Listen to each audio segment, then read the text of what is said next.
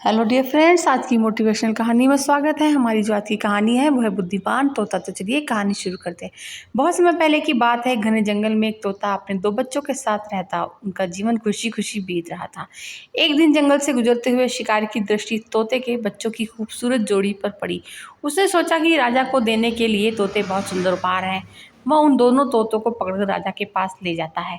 जब उसने वे तोते राजा को उपहार स्वरूप दिए तो राजा बहुत खुश हुआ और शिकारी को उसने 100 सोने के सिक्के इनाम में दिए। राजमहल में लाए जाने के बाद तोते सबके आकर्षण का केंद्र बन गए। उन्हें सोने के पिंजरे में रखवाया गया और हर समय सेवक उनके आगे पीछे दौड़ते रहे। नाना प्रकार के ताजे फल उन्हें खिलाए जाते। राजा उनसे बहुत प्रेम करता था। राजकुमार भी सुबह शाम उनके पास आकर खेला करता। ऐसा जीवन पाकर दोनों तोते बहुत खुश थे। एक दिन छोटा तोता बड़े तोते से बोला, भाई हम कितने खुशनसीब हैं जो इस राजमहल में लाए गए और ऐसा आरामदायक जीवन पा सकें। यहाँ हर कोई हमसे कितना प्यार करता है, हमारा कितना ख्याल रखता है।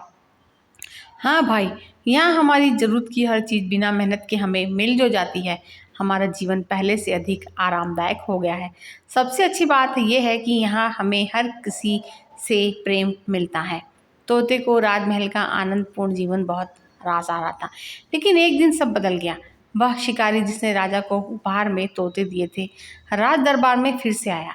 इस बार उसने एक काला बंदर राजा को उपहार में दिया। अब काला बंदर राजमहल में सबके आकर्षण का केंद्र था। सारे सेवक उसकी देख रेख में लग गए। उसके खाने पीने का विशेष ख्याल रखा जाने लगा।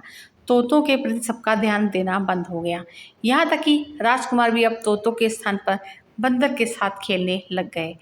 यह देखकर छोटा तोता बहुत दुखी था। वह बड़े तोते से बोला, भाई इस काले बंदर ने हमारी सारी खुशियाँ छीन ली। इसके कारण अब हमारी ओर कोई ध्यान ही नहीं देता है। बड़ा तोता बोला, कुछ भी स्थायी नहीं रहता मेरे भाई, वक्त को बदलते देर नहीं लगती। कुछ दिन बीते। बंदर था तो शरारती। एक दिन उसने महल में बहुत उत्पात मचाया। सेवकों को बहुत तंग किया। राजकुमार भी उसकी हरकत से डर गया।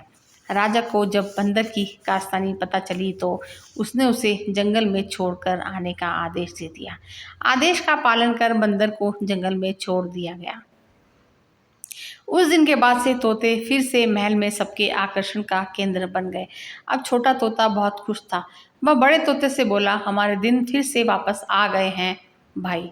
बड़ा तोता बोला, याद रखो मेरे भाई, समय कभी एक जैसा नहीं रहता, इसलिए जब समय साथ ना दे तो दुखी नहीं होना चाहिए। बुरा समय है तो अच्छा समय भी आएगा।